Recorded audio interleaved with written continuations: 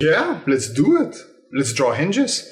I don't know if there's another YouTube video talking about door hinges, so yay! Let's talk about what actually a hinge is. A hinge is basically just an axis around which we can rotate things. So if you take this line here, this would be the axis, and then this wooden plank or non-wooden plank can be rotated around it. So the whole point is to help and facilitate rotation. Now, the question is, how do we draw hinges related to doors? It's actually relatively easy because we already have what I call the long axis. Other people could call it a different thing, but basically the axis of the hinge is the same as this line here. So we have this line, and then we know that for a cylinder, or at least for the ellipses in a cylinder, I need to draw lines that are, I call them short axes, that are perpendicular on the long one, and I'm trying my best to make them perpendicular, and then I just draw an ellipse around it. Well, I could also mark it just to know how to fit it in there. So this is one, and then because of perspective, I am going to draw the other one a little bit wider, not much wider, but a little bit wider, something like this, and then I just connect the outer lines. So there we go, I connect the outer lines. And now this is basically our hinge. The only thing, of course, let me draw a hinge from front view.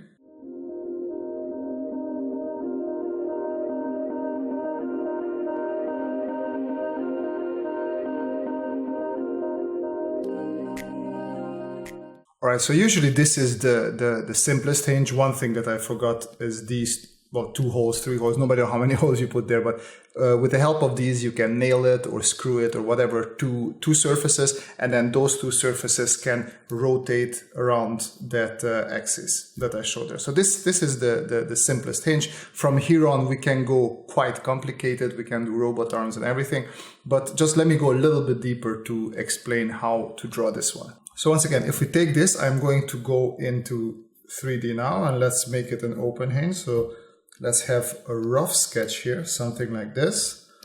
And then we're gonna have one side here. And let me speed this up. Now, the good thing about this is that this already gives us sort of an idea about the perspective, because if we look at this, let me just switch quickly to a red color. Oh, that is not red. Okay, so we have sort of this square-ish area that we know, okay, this is where my hinge would come. Let me be a little bit more precise so I don't confuse you with this. So this is our square. This is where the cylinder will come. And this is just to help you, because for some people it's easier to draw, especially in perspective, to draw an ellipse in a cylinder than to draw an ellipse without it, especially when we want to do something in perspective. Because the problem is here. When we draw in perspective, one thing that we have to remember, so in perspective, the ellipse that is closer to the horizon line is a little bit more squished than the ellipse that is further away. And since we're looking down on this one, so right, this is our eye, it means that the horizon line is somewhere there. I don't know where it is exactly, it doesn't matter. But the point is that this ellipse, the upper ellipse, is going to be a little bit, let me bring it out here. You can see, like, this is X. This is always going to be X plus a little bit. So I add a delta there, just even though the delta shouldn't be perfect there. This is always what happens just because of perspective. And then the question is, like, how thin or what is this X? That is always a question, like, how do I know what the distance of this shorter axis is? And that you either have to feel or you put it into a square like this. I guess there could be some sort of way to calculate that, but I've been drawing for a long time and I'm doing most of this by feeling. So I don't just want to tell you to, do it by feeling, because I think there should be a way, but I'm telling you, if you put it into the square, so if you make sure that this square is, so you know, okay, this is the layer, the surface that I'm drawing on, then you should be able to draw it correctly. And this square is quite big. I just wanted to represent the surface that it is. If I know that I want something like this, then I just make sure, okay, this is sort of the square that I'm going to draw in. And then from there on, you can sort of put your, I'm actually going to switch to blue just so we have a different color because I always have a million lines. There's going to be ellipse here and here with the same line. I'm going to make my ellipse a little bit, as I said, more open. And then just rotate and connect. And then if you want to go by a proper hinge and then and have this sort of rotation there, you just make sure, okay, 1 and 2 more. Make sure that these are parallel, right? So like this line and this line sort of are parallel, and then bigger. Well, these can be almost the same size. 1 and 2. Oh, there we go. And this is your hinge. And then no matter at what angle your door is, so we can look down at the door like this. It can be an extreme angle as well. Right, if this is the door, I know that my hinge, let me switch to red, different color every time. So I know that my axis for my hinge is somewhere here. These are sort of perpendicular right there. And then again, my horizon line is somewhere up there. So this one is going to be something like this. I might go a little bit bigger, and then as we go lower, oh, I spun away a little bit. Make sure that these are correct. And as we go lower, our ellipses can become a little bit wider. And then that's your hinge there. And then this you can apply for everything else. I was talking about robots. Like if you have a robot's arm here, like I'm going to simplify it and just draw a rectangle and another rectangle for the upper arm. Like I know that this is the rotation that is going to happen here. And as I said in the beginning, it's always like this rotation. So the rotation is, let me go back to blue. You always have a bar that technically in 3D is perpendicular onto my axis. Here as well, like this is perpendicular here and this is perpendicular here. Same here, the door is perpendicular. And this is going to do the whole rotational movement. Same here, like this is rotating and this is rotating. So when we come to the arm, like this is our perpendicular one and this is our perpendicular one. So I know that my axis will have to be parallel with this line. So my axis for my hinge here, well, joint in this case, is there.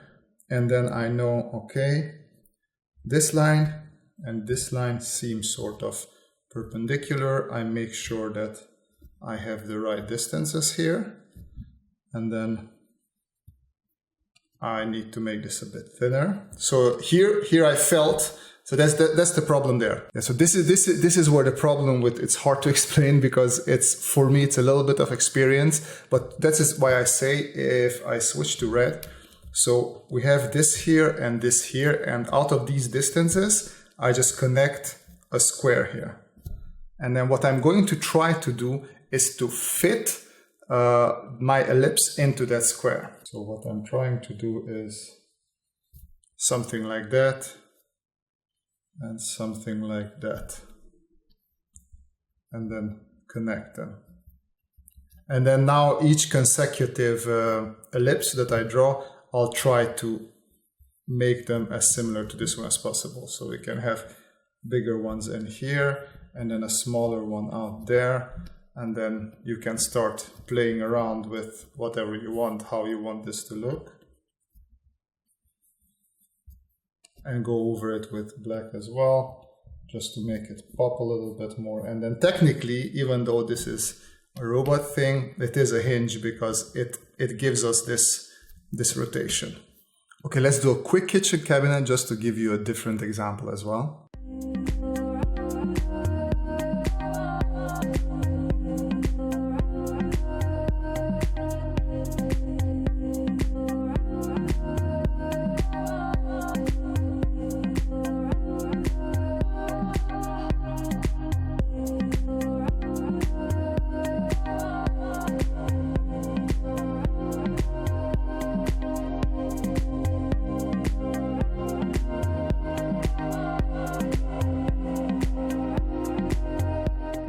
So now we have our cupboard that opens like up like this. So you hold it and push it up there. And then we need two hinges there. And I sort of chose a blue to draw that on a new layer.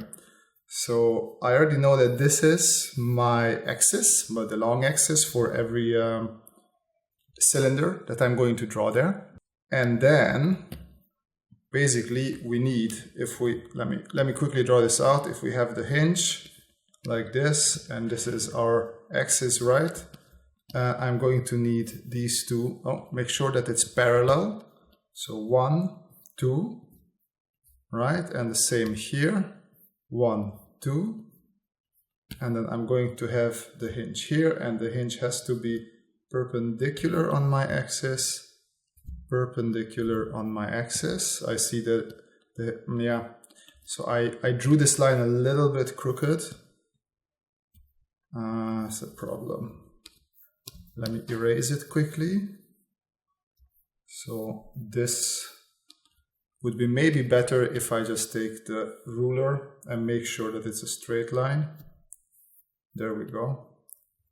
The thing is that I drew the whole thing a little bit crooked, so we're gonna have an issue with that if I don't adjust it now. I think this looks like it's a better fit. Yeah, okay.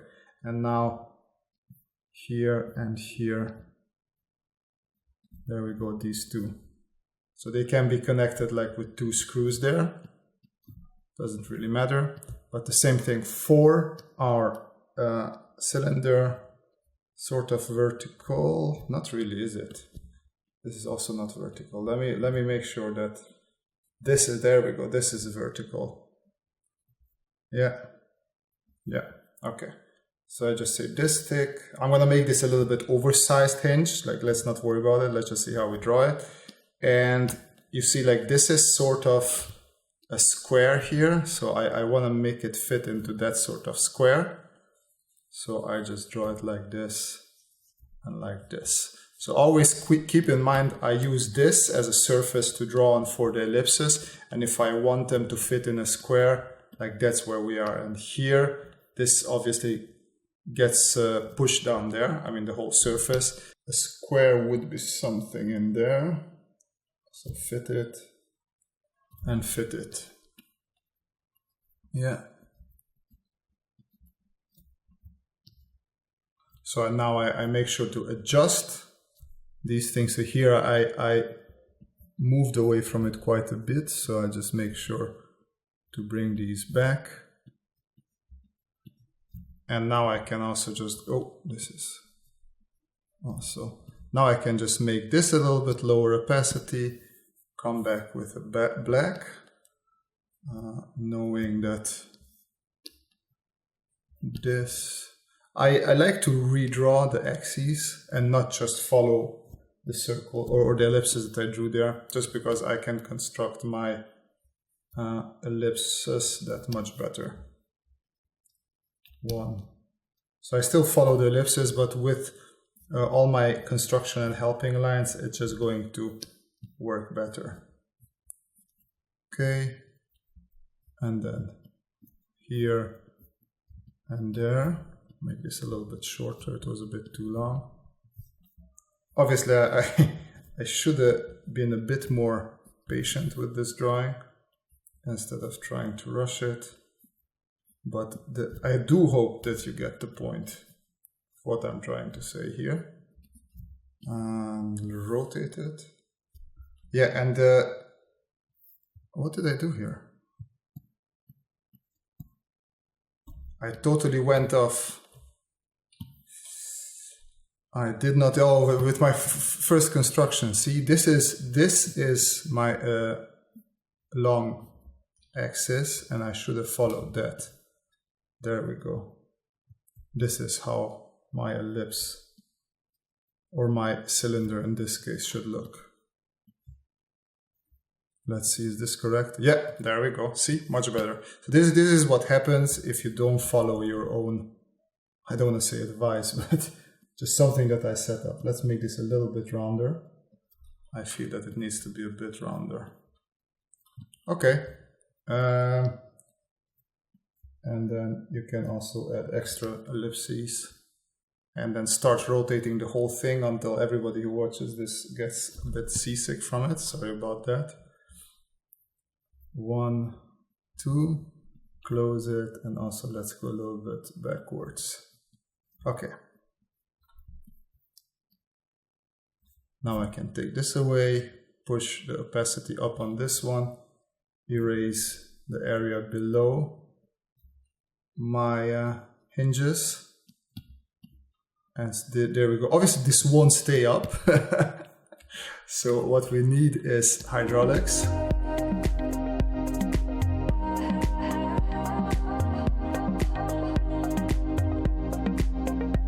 And here we have a whole bunch of hinges as well, technically, because we have one hinge here and then another one here. So this one is perpendicular onto this surface here. Right, so I can already do my hinge here. So 1, and this should be as thick as the upper one. So like 1, 2. I made that ellipse a bit bigger, but it's not a problem. And then here we have technically the same. This is our long axis, 2 shorter ones, 1, 2. Connect them. Okay, and now all we have is 2 cylinders again. This is the cylinders of our hydraulic system. So we have a bigger one here, let's say. I'm just gonna create the outlines first. This thick, how it is, rotate it a little bit.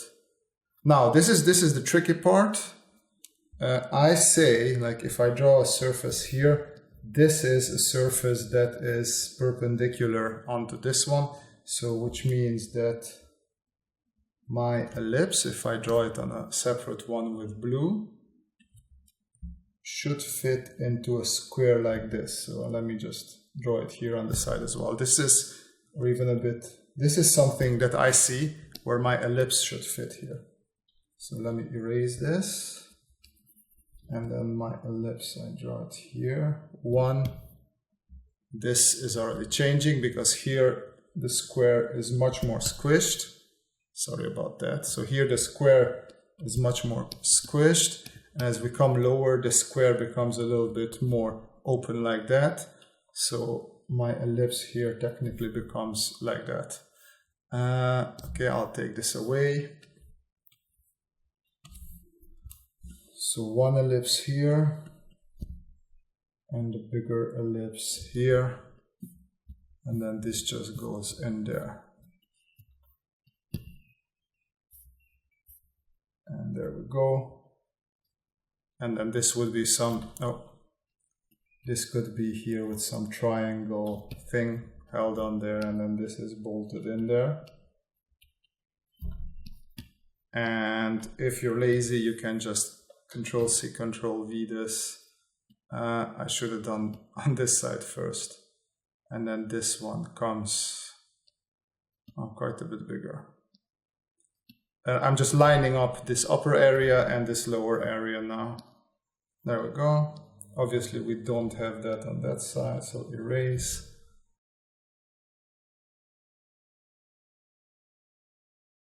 All right, yes, so this is how I would draw the hinges for doors, and not just normal doors, but also, as I said, cupboards and also robot arms. Hinges are relatively once all the same. Once you understand the main principle of like 2 verticals moving like this, it's really not that hard. You just have to keep this axis in mind and then everything else around it.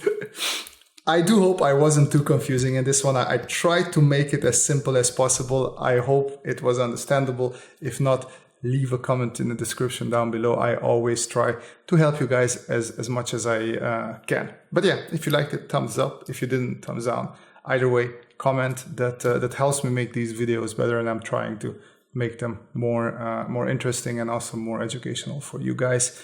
If you want to support me, links to my Gumroad and coffee and places like that in the description down below. And as always, the most important thing is that you guys have a great time, and see you in the next video. Bye bye.